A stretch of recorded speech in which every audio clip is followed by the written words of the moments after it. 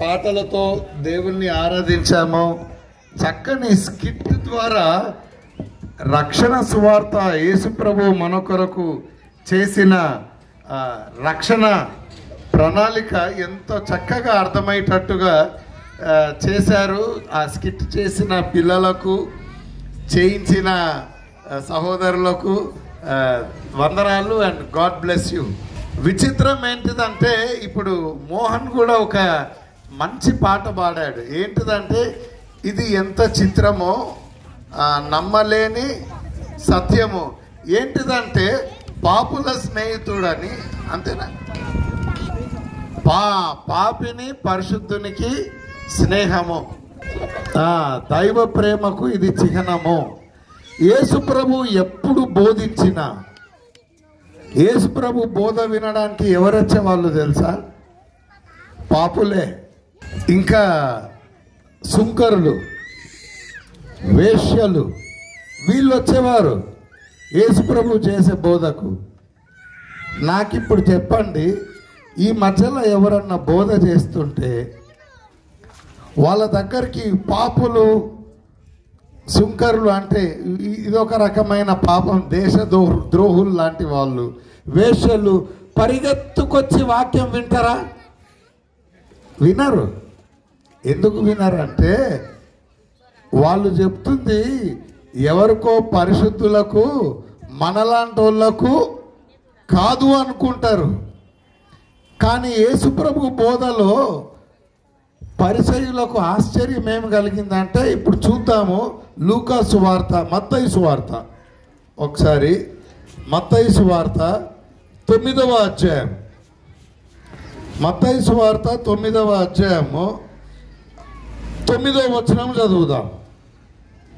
మత్తయి 9:9 బిగ్గరగా చదువుదాం, మైక్లో చదువుదాము. యేసు అక్కడ నుండి వెళ్ళుచు సుంకపు మెట్టనొద్ద కూర్చొని ఉన్న మత్తయి అని ఒక మనుషుని చూచి నన్ను వెంబడించుమని అతనితో చెప్పగా అతడు లేచి ఆయనను వెంబడించాను. ఇంటిలో భోజనమునకు యేసు కూర్చొని ఉండగా, మత్తయి అనే ఒక వ్యక్తి, ఆయన సుంకము వసూలు చేసేవాడు. యూదులు, మత నాయకులందరూ సుంకరులను పాపులుగా భావించేవారు. ఆ సుంకరి ఇంట్లో యేసుప్రభు భోజనానికి కూర్చుండగా ఎవరెవరు వచ్చారంట? ఇదిగో సుంకరులను పాపులను అనేకులు వచ్చి, అనేకులు సుంకరులు, పాపులు అంటే జనాలు, అంటే మత నాయకుల చేత తృణీకరింపబడిన వారందరూ అనేకులు వచ్చి ఆయన యొద్దను ఆయన శిష్యుల యొద్దను కూర్చుండిరి. చూసారా? యేసు ప్రభు బోధ చేసేటప్పుడు పాపులు, సుంకరులు, వేశ్యలు వచ్చి వినేవారు. అయితే పరిసయ్యులకు ఏమనిపించింది? నెక్స్ట్ చూడు ప్రశ్న, వాళ్ళు ప్రశ్న అడుగుతారు. పరిసయ్యులు ఇది చూచి ఈ బోధకుడు సుంకరులతోనూ పాపులతోనూ కలిసి ఎందుకు భోజనము చేయుచున్నాడని ఆయన శిష్యులను అడిగిరి. ఎందుకంటే పరిసయ్యులు, శాస్త్రులు, వీళ్ళు పాస్టర్లు అన్నమాట. అంటే ఆ దినాలలో ఉన్న పాస్టర్లు వాళ్ళు. మతమును వాక్యమును బోధించే వాళ్ళు శాస్త్రులు, పరిసయ్యులు. ఒరే, మేం మీటింగ్ పెడితే సుంకర్లు, పాపులు, వేశ్యలు రారు, మరి యేసుప్రభు పెట్టగానే అందరు వీళ్ళే ఉరుకుతారేంటిది యేసుప్రభు దగ్గరికి? మీకు ఒక మాట చెప్తాను నేను. ఎవరన్నా పాపంలో జీవించేటోళ్ళు పరిగెత్తుకొచ్చి వాక్యాన్ని వింటారా? చెప్పండి, వింటారా? ఎవరన్నా వినరు. భక్తులే పోయి వింటారు. కానీ యేసు ప్రభు చేసే బోధకు భక్తులు కాదు వచ్చేది, పాపులు, సుంకరులు, వేశ్యలు పరిగెత్తుకొని వచ్చి యేసు ప్రభు చేసే బోధ వినేవారు వాళ్ళు. ఏమంతా మరి పరిసయ్యులు చెప్తే ఎందుకు పోరు వీళ్ళు? పరిసయ్యులు బోధించే బోధకు సుంకరులు, పాపులు, వేశ్యలు ఎందుకు పోరు? వీళ్ళు వాళ్ళతో సహవాసం చేయరు. ఎవరు? శాస్త్రులు, పరిసయ్యులు. ఈ పాపులు కూడా వద్దురా బాబు, మీరొద్దు, మీ బోధొద్దు, మేము హ్యాపీగా ఉన్నాము అని అంటారు. ఈ సుంకరులు, పాపులు, వేశ్యలు కూడా వినరు. మరి యేసు ప్రభు ఏమి చెబుతున్నందుకు వీళ్లకు అంత ఆకర్షణ కలిగి పరిగెత్తుతున్నారు? ఈ ఒక చోటనే కాదు, చాలా చోట్లలో ఇదే జరుగుతుంటుంది. కాబట్టి శాస్త్రులు, పరిసయ్యులు యేసు ప్రభువుకు ఒక పేరు పెట్టారు, ఈయన పాపుల స్నేహితుడు, ఈయన తిండిపోతూ, త్రాగుబోతు అని కూడా అన్నారు. ఎందుకంటే వాళ్ళేమో వారానికి 3 మార్లు ఉపవాసం, 2 మార్లు ఉపవాసం చేస్తుంటే యేసు ప్రభు శిష్యులు ఉపవాసం చేయట్లేదు. యోహాను శిష్యులు కూడా వచ్చి అడుగుతారు, ఏంటిది మా బాసు, మేమేమో ఉపవాసం చేస్తున్నాము, మీ బాస్ అంటే యేసు ప్రభు, మీరు ఉపవాసం ఎందుకు చెయ్యరు?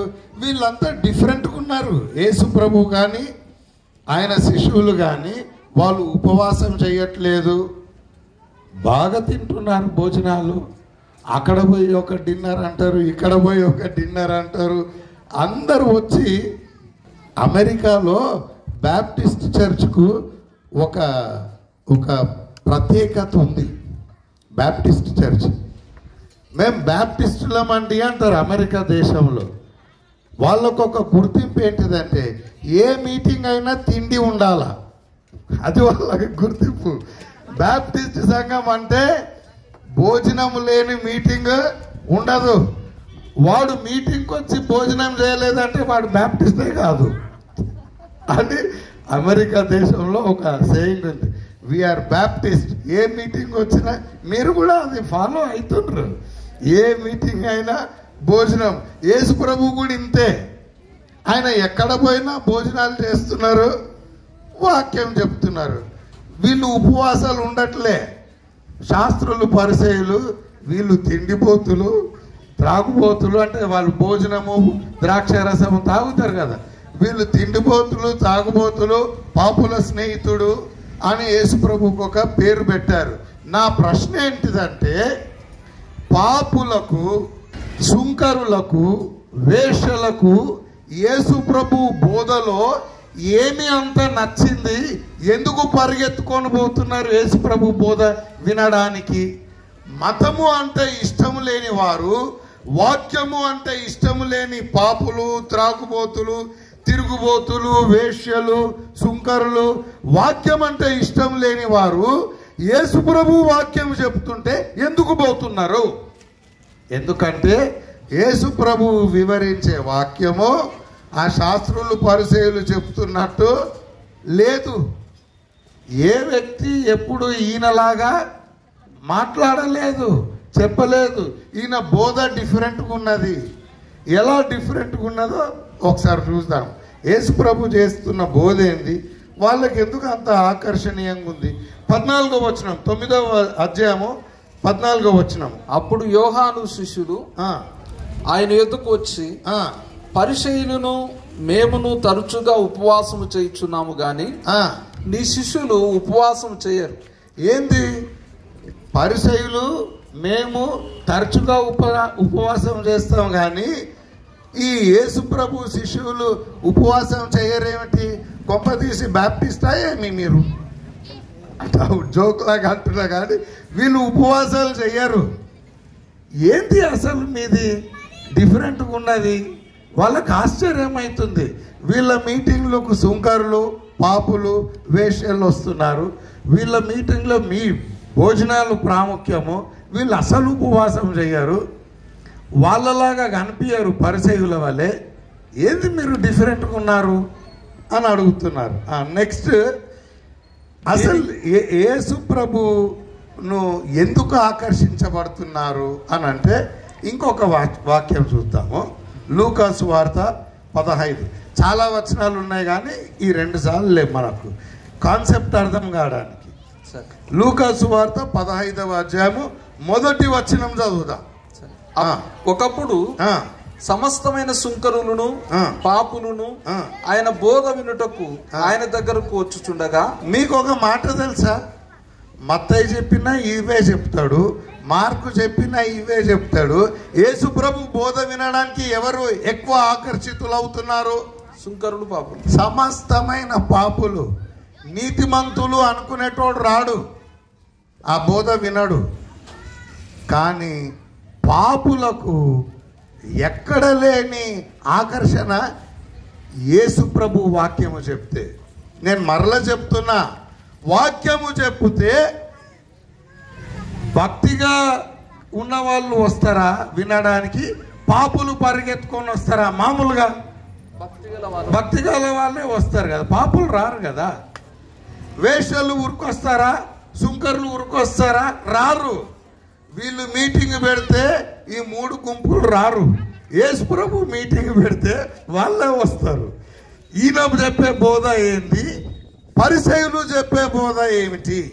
ఇప్పటిదాకా మోహన్ పాడిన పాటలాగా ఇంత పరిశుద్ధుడు పాపులతో స్నేహం చేస్తాడా? పాపులతో ఆయన మహిమను పంచుకుంటాడా? ఇది వాళ్ళకు విచిత్రంగా ఉంది, నమ్మలేని నిజానిగా ఉన్నది. యేసు ప్రభు మత్తయి సువార్త, లూకా సువార్త 15లో చూస్తున్నాం కదా. This man welcomes sinners to eat with them. మొదటి వచనంలో పరిసయ్యులను శాస్త్రులను అది చూచి ఇతడు పాపులను చేర్చుకొని వారితో కూడా భోజనము చేయుచున్నాడని చాలా సనువుకునేది. భోజనం చేయడం అంటే మీకు తెలుసో లేదో కానీ, తెలుసు ఎందుకు తెలియదు?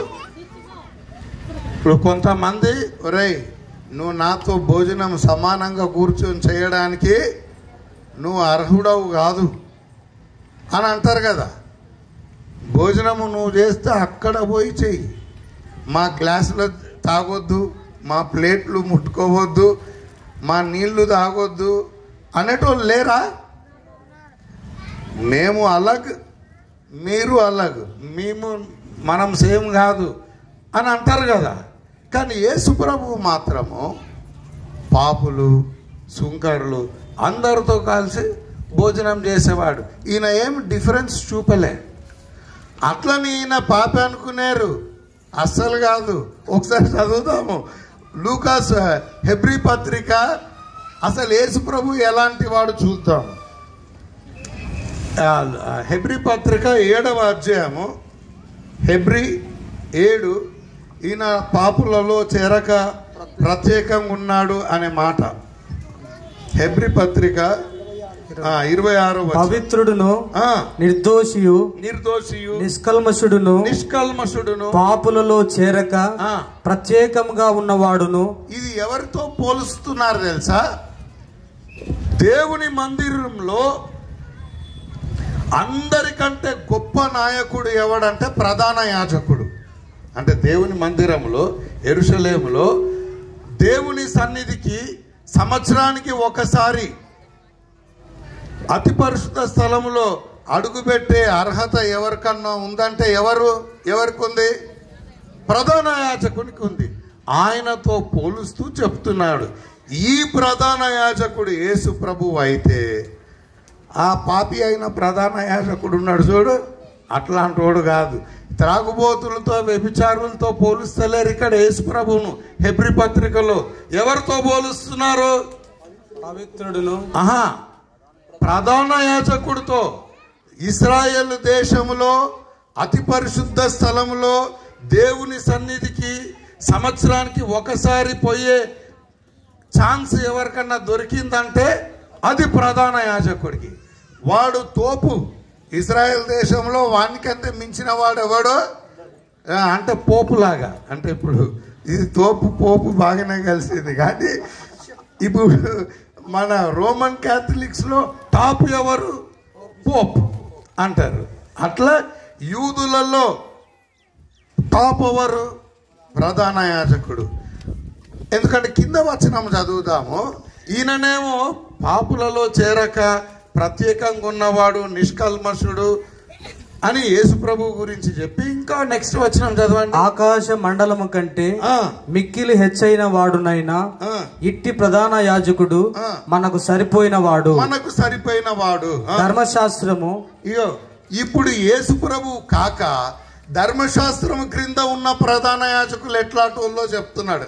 బలహీనత గల మనుష్యులను, ధర్మశాస్త్రము బలహీనత కలిగిన మనుషులను యాజకులుగా నియమించెను. కానీ ధర్మశాస్త్రమునకు తర్వాత వచ్చిన ప్రమాణపూర్వకమైన వాక్యము నిరంతరమును సంపూర్ణ సిద్ధి పొందిన కుమారుని నియమించెను. గనుక ఈయన ప్రధాన యాజకుని వలె మొదట తన సొంత పాపముల కొరకు ధర్మశాస్త్రము క్రింద ఉన్న ప్రధాన యాజకుని వలె వాడు దేవుని సన్నిధికి ఎట్లా పోతాడు? మొదట తన స్వంత పాపానికి రక్తం తీసుకొని పోతాడు, తర్వాత ప్రజల పాపానికి రక్తం తీసుకొని పోతాడు. కానీ యేసు ప్రభు అనే ప్రధాన యాజకుడు అట్లాంటి పాపులని ఇక్కడ ఎవరిని అంటున్నాడు? ప్రధాన యాజకుడిని అంటున్నాడు. ఈ ప్రధాన యాజకులు ఉన్న వాళ్ళందరూ ఎవరు? పాపులే. కానీ యేసు ప్రభు అనే ప్రధాన యాజకుడు ఈ ధర్మశాస్త్రం కింద ఉన్న పాపులైన ప్రధాన యాజకుడు వంటి వాడు కాడు. పాపులలో చేరక అంటే త్రాగుబోతులలో చేరక, వ్యభిచారులలో చేరక అనుకుంటారేమో మీరు. ప్రధాన యాజకులందరూ పాపులే, ప్రధాన యాజకులందరూ బలహీనత కలిగిన వారే. కానీ ఈ ప్రధాన యాజకుడు అట్లాంటి వాడు కాడు. యూదులలో తోపని మీరు ఎవరినైతే అనుకుంటున్నారో ఆ తోపు కూడా బలహీనత కలిగిన వాడే. తన పాపానికి, ప్రజల పాపానికి రక్తం తీసుకుపోతాడు. కానీ యేసు ప్రభువు అయితే ఆకాశ మండలముల కంటే హెచ్చైన వాడు. ఆయన మామూలు భూమిలో ఉన్న మనుషులతో, భూమి మీద ఉన్న మనుషులతో, యాజకులతో ఆయనను పోల్చడానికి వీలు లేదు. ఈయన పాపులలో చేరక ప్రత్యేకంగా ఉన్నవాడు. మరి ఈయన వాక్యము చెప్తుంటే పాపులందరూ ఎందుకు పరిగెత్తుకొస్తున్నారు? ఇప్పుడు మనం మాట్లాడుతున్న పాపులు ప్రధాన యాజకుల గురించి కాదు, మామూలుగా రోడ్ల మీద తిరిగే చిల్లర వాళ్ళు, రోడ్ల మీద తిరిగే చిల్లరగా తిరుగుతుంటారు చూడు, ఆ పాపులు, వేశ్యలు, సుంకర్లు పరిగెత్తుకొని వచ్చి యేసుప్రభు వాక్యము ఎన్ని గంటలు చెప్పినా, ఎన్ని రోజులు చెప్పినా వాళ్ళే వింటున్నారు వచ్చి. ఏమంత మధురంగా ఉంది యేసుప్రభు చెప్పేది. ఇన్ని సంవత్సరాలంతా పరిచయులు చెప్పారు కదా, మరి అది వినడానికి పోలేదే వీళ్ళు ఎప్పుడు. యేసుప్రభు చెప్తున్నది ఏమి డిఫరెంట్గా ఉంది? వీళ్ళకి అంత ఆకర్షణ ఏమి కలుగుతుంది? చూద్దాం. లూకా సువార్త 15వ అధ్యాయంలో మనం కింద చూద్దాంగా 2, 3, 4 వచనాలలో తప్పిపోయి యేసు ప్రభు ఒక ఉపమానం చెప్తున్నాడు.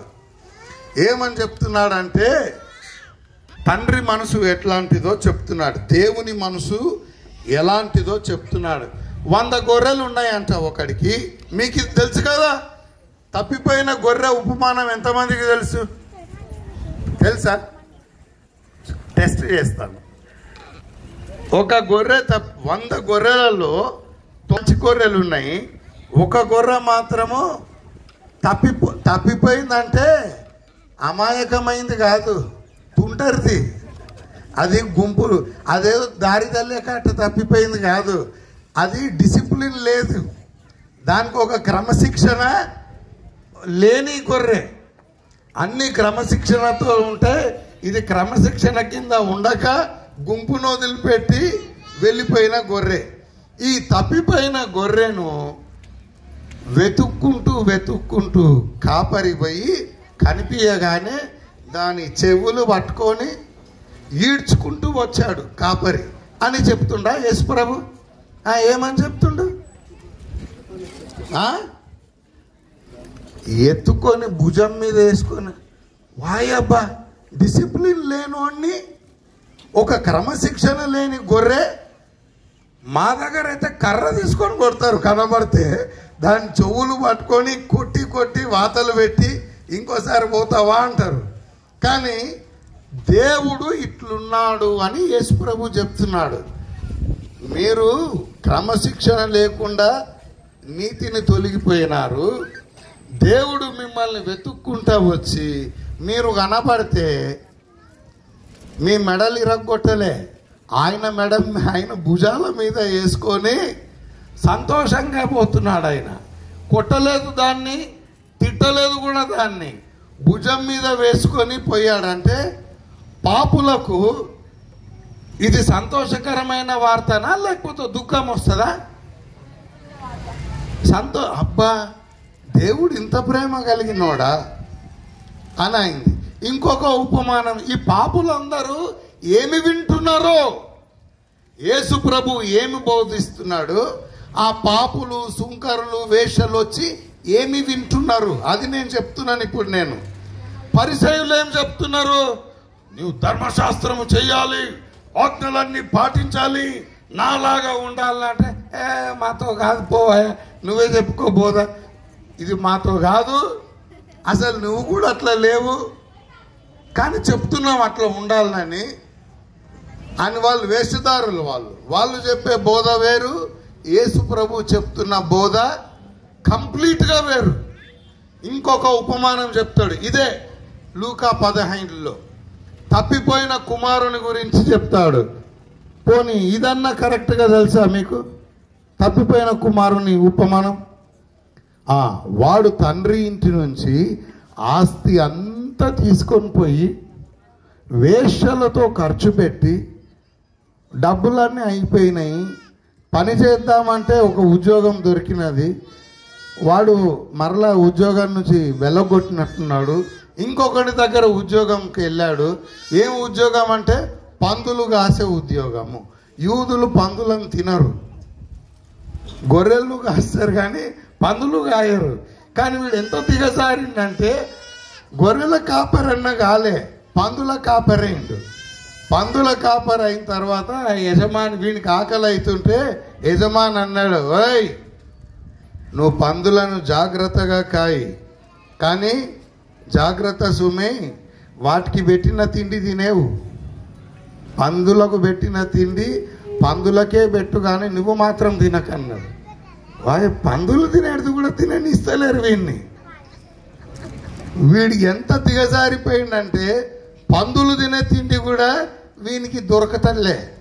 అప్పుడు వాడు అనుకున్నాడు, అయ్యో నా తండ్రి ఇంట్లో అనేక పనివారు ఉన్నారే, వాళ్ళేమో అన్నం తింటున్నారు బిర్యానీ, నాకేమో పందిపొట్టు కూడా దొరుకుతలేదు. నేను తండ్రి ఇంటికి పోయి, తండ్రి నేను పాపం చేశాను, తప్పు చేశాను, నాకు ఒక పనోని ఉద్యోగం ఇవ్వు అని అడుగుతాను అనుకొని వాడు పోతున్నాడు తండ్రి ఇంటికి. ఇది యేసు ప్రభు చెప్తున్నాడు ఈ ఉపమానం. దూరంలో ఉన్నప్పుడు తండ్రి ఒక పెద్ద కర్ర తీసుకొని పరిగెత్తుకొని పోయినాడు. ఇప్పుడు మన ఇంట్లో నుండి ఎవడన్నా ఆస్తి అంతా తీసుకుపోయి, మీరు నిజంగా చెప్పండి, మీ కొడుకు మీ ఇంట్లో నుండి ఆస్తి డబ్బంతా తీసుకుపోయి వేషలతో ఖర్చు పెట్టి జూదమాడి అంత దివాలా తీసి మళ్ళా వాడి ఇంటికి వస్తుంటే మీరు కర్ర తీసుకొని పోతారా లేకపోతే ఎట్లా పోతారు? వాడు వస్తే వాడిని ఎట్లా ఏం చేస్తారు? మీ కొడుకే కనుక పారిపోతే, వాడు దూరం నుండి వస్తుంటే నువ్వు వాడిని చూసి ప్రేమతో పరిగెత్తినా వాడు కొట్టడానికి వస్తున్నాడు మా నాన్న అని చెప్పి వెనుకకు తిరిగి పారిపోతాడా లేదా? మరలా ఒకసారి మా తమ్ముడు ఇంట్లో నుంచి ఇట్లనే పారిపోయింది, కానీ మా అమ్మనేమో అరే వెతకండి వాడు ఎక్కడ పోయిండో, వాడికి దొరకదు అంటే ఏం తింటున్నాడు అని తల్లి కదా బాధపడుతుంటుంది. పెద్ద కొడుకు అంటే నేనే గుర్తుకొచ్చింది, నేను కొంచెం మంచోడిని ఉంటే వాడికి మాడాలా మంచి పని అయింది వాడికి అని నేను, వాడు ఎక్కడన్నా కనిపిస్తే నేను ఉరికిరాడు, ఉరికిపోతాడు కొడతానని ఆ భయానికి. కానీ మనలాంటోడు కాదు దేవుడు అని యేసుప్రభు చెప్తున్నాడు. యేసుప్రభు ఏమని చెప్తున్నాడంటే, తప్పిపోయిన కుమారుడు దూరంగా ఉన్నప్పుడే తండ్రి పరిగెత్తుకొని పోయి వాని మెడ మీద పడి ముద్దు పెట్టుకొని హత్తుకొని కొత్త చెప్పులు, కొత్త బట్టలు, చేతికి ఉంగరము, తండ్రి ఇంట్లో మళ్ళా హోదా, తండ్రికి ఉన్న ఆస్తి మరలా వానికి ఇస్తున్నాడు. ఏ పాపికి ఇష్టం ఉండదు ఈ వాక్యము? ఏ సుంకర్లకు ఇష్టం ఉండదు ఈ వాక్యము? యేసు ప్రభు చెప్తున్న వాక్యము ఇది. పరిసయ్యులు చెప్తున్న వాక్యమేమో నువ్వు అట్టు ఉంటే పోతావు, ఇట్టు ఉంటే పోతావు అంటున్నాడు. ఎవడు ఉండలేకపోతున్నాడు అట్లా. ధర్మశాస్త్రం అనేది నీకు శక్తి ఉండి నీవు దేవునంతటి నీతి నీ శక్తిని వలన నీ క్రియ వలన నీవు చేస్తే నీవు పరలోకం పోతావు, లేకపోతే నరకం పోతావని ధర్మశాస్త్రం చెప్తున్నది. ధర్మశాస్త్రం వలన ఎంతమంది నీతిమంతులుగా తీర్చబడతారు? వాళ్ళ క్రియల వలన. ఎవరు నీతిమంతులుగా తీర్చబడరు. జీవితంలో ఒక్కసారి ఒక్క ఆజ్ఞ మీరినా మనకి ఎన్ని మార్కులు వస్తాయి? 0 మార్కులు వస్తాయని కూడా మనం చూస్తున్నాం కదా. ధర్మశాస్త్రం వలన ఎవ్వరు పరలోకానికి పోరని పాపులు, సుంకరులు, వేశ్యలు అయిపోయా. ఒకటి మీరితే 0 మార్కులు కదా. ఆ పరిసయ్యులు మీరలేదేమో అది వాళ్ళకే తెలుసు, కానీ మేమైతే ఆల్రెడీ మీరితివి. ఇక మేము ఎంత చేసినా మాకేం రాదు, మాకు మీటింగ్లు ఎందుకు, వాక్యం ఎందుకు, మేము ఎట్లా పోయేదే లేదు పరలోకానికి అని వాక్యానికి దూరంగా ఉన్న సుంకరులకు, వేశ్యలకు, పాపులకు యేసుప్రభు వచ్చి చెప్పేది ఏంటంటే, ఎవర్రా చెప్పాడు ధర్మశాస్త్రం వలన ఏ మనుషుడు నీతిమంతునిగా తీర్చబడాడు? ఈ పరిసయ్యులు కూడా పోరు. మరి ఎట్లా పోతారు ప్రభువా అంటే, ఫ్రీగా తీసుకుపోతాను నేను అంటే అందుకు పరిగెత్తుకొస్తున్నారు అందరూ మీటింగ్లకు. యేసు ప్రభు చెప్పే బోధ ఇది. అర్థమైందా? 2 రకాల పాపాలు ఉన్నాయి. మనం ఇప్పుడు అది చూద్దాము. నేను మిమ్మల్ని అడుగుతున్నది ఒకటే, మీరు ఏ పాపము మానలేకపోయినా, మీరు మానరని కూడా నాకు తెలుసు, ఏ పాపము మానలేకపోయినా ఒక రకమైన పాపము మాత్రము చెయ్యడము మానాలి. నేను మరలా అదేందో ఎక్స్ప్లెయిన్ చేస్తా. పాపములు 2 రకాలు ఉన్నాయి. ఒక రకమైన పాపం ఏంటిదంటే, ఇది ఇక్కడ పెడతా, ఇది ధర్మశాస్త్రం అనుకుంటున్నాం కదా నిన్నటి నుండి. ధర్మశాస్త్రం అనేది నీ శక్తితో నీవు చెయ్యగలిగితే నువ్వు పరలోకం పోతావు, నువ్వు ఆశీర్వదింపబడతావు. ధర్మశాస్త్రంలో ఎవరి శక్తి ఉండాలి? ఎవరికి ఉండాలో శక్తి చెప్పండి. ధర్మశాస్త్రము ఎవరికి శక్తి ఉంటే పరలోకం పోతారని చెప్తుంది ధర్మశాస్త్రం? గట్టిగా చెప్పండి. అంటే మీకు ఇంకా అర్థం కాలేదు కొంత. ఎవరో బ్రదర్ ఊకే ధర్మశాస్త్రం ఎందుకు చెప్తున్నారు అన్నారంటే, లేచి చెప్పండి ఎందుకు చెప్తున్నాము. వినండి, ధర్మశాస్త్రము అంటే నీకు చేతనవుతే నీ క్రియల వలన నీవు నీతిమంతుడుగా దేవునికి రుజువు చేసుకొని పరలోకానికి వెళ్ళి ప్రతి ఆశీర్వాదం పొందొచ్చు. కానీ అట్లా ఎవరికి చేతనవుతుంది? ధర్మశాస్త్రం వలన ఎంతమంది నీతిమంతులుగా తీర్చబడుతున్నారు దేవుని దృష్టిలో? ఇదైనా చెప్పండి. ఎవ్వరు నీతిమంతులుగా తీర్చబడట్లేదు ధర్మశాస్త్రము వలన. అందుకే 2 రకాల పాపాలు. నీకు శక్తి లేకుండా, నీకు బలము లేకుండా నీవు చేయలేకపోయి శాపానికి గురి అయినవనుకో, నో ప్రాబ్లం. ఏ మనిషికి శక్తి లేదు, ఏ మనుషుడు చెయ్యలేడు, అందరూ శాపానికే లోనైన వారే. ఇది ఒక రకమైన పాపం. ఇంకొక రకమైన పాపం ఏంటి తెలుసా? ఇప్పటిదాకా మనం స్కిట్లో చూసాం. యేసు ప్రభువు పాపులను ఫ్రీగా నీతిమంతులుగా తీరుస్తానని యేసు ప్రభువు చెప్తున్నాడు. ఇక్కడ నీకు శక్తి ఉండాల్సిన అవసరంలే. యేసు ప్రభువు అంటున్నాడు, నాకు శక్తి ఉంది, నేను పాపులను ఉచితముగా నీతిమంతులుగా తీరుస్తాను అని యేసు ప్రభువు అంటున్నాడు. ఈ 2వ రకం పాపం ఏంటి తెలుసా? ఇక్కడ ఉన్నోడు అంటున్నాడు, యేసు ప్రభువా నీ ఎంతో కష్టపడితే కూడా నేను అందుకోలేకపోతున్నాను. ఇప్పుడు నేను ధర్మశాస్త్రపు క్రియలు చేయకపోయినా ఉచితంగా నేను నీతిమంతునిగా తీరుస్తావా? నేను నమ్మను పో. అని అన్నందుకు వీడు నరకం పోతున్నారు. మరొక మాట గుర్తుపెట్టుకోండి, నీకు చేత కాదు కాబట్టి నువ్వు నరకం పోతలేవు. యేసు ప్రభువుకు కూడా చేత కాదు నన్ను నీతిమంతునిగా తీర్చడానికి అన్నందుకు నరకం పోతున్నారు మనుషులు. రెండు రకమైన పాపాలు. ఒకటేమో పాపము చెయ్యుట మాని లేదా నీతి చెయ్యుట చేతగాక నీతిమంతుడు అవ్వలేకపోతున్నావు నీ శక్తి ద్వారా. ఇది ధర్మశాస్త్రము. నీ శక్తి ద్వారా నీతి చెయ్యలేకపోతున్నావు కాబట్టి ఎవ్వడు నరకానికి అందుకు పోతలేడు. యేసు ప్రభువు పాపిని నీతిమంతునిగా తీర్చే శక్తి ఆయనకు కూడా లేదు అని ఇక్కడ ఉన్నోడు అంటున్నందుకు వీడు నరకం పోతున్నాడు. అర్థమవుతుందా? దేవునికి చేత కాదు, నీకు చేత కాదు అని అంటే నీకు దేవునికి మొదటి నుండి తెలుసు, నీకు ఇప్పుడు తెలుసు నీకు చేత కాదని. ఇది గొప్ప పాపము కాదు. గొప్ప పాపం ఏమిటి? యేసు ప్రభువుకు కూడా చేత కాదు అంటే అందుకు పోతున్నారు నరకానికి. అర్థం ఇంకో రీతిగా చెప్పడం ఏంటిదంటే, సువార్త అనేదే ఇది. యేసు ప్రభు పాపులను ఉచితముగా నీతిమంతులుగా తీరుస్తాడు. వాడు ఒక్క నయా పైసా పని చేయాల్సిన అవసరంలే.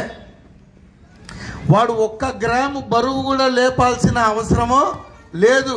క్రియలు లేకుండానే, నీతి క్రియలు లేకుండానే చెయ్యజాలకపోయినను ఉచితంగా నీతిమంతునిగా తీరుస్తానని యేసుప్రభు అంటుంటే, ఇక్కడ నిలబడ్డవాడు నేను నమ్మను అనడమే సువార్తను తిరస్కరించడము.